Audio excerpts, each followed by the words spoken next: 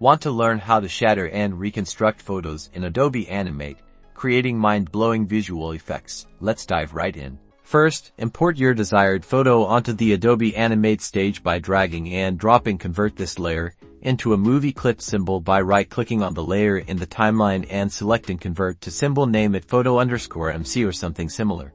Next, choose the rectangle tool and set the stroke color to none and the fill color to something contrasting to your image, like a bright green.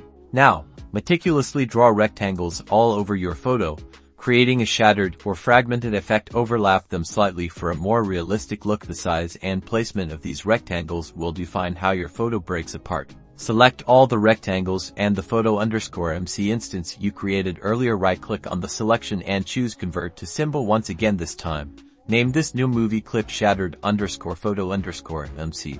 Enhance the visual impact by adding a bevel and glow filter to your shattered_photo_MC instance through the Properties panel. Tweak the settings to your liking for added depth and definition to each shard. Double-click your new movie clip to enter its timeline. Now, add keyframes across the timeline, say, every 5 frames in each keyframe. Subtly reposition and rotate each rectangle individually. This will simulate the disintegration or reconstruction of the photo.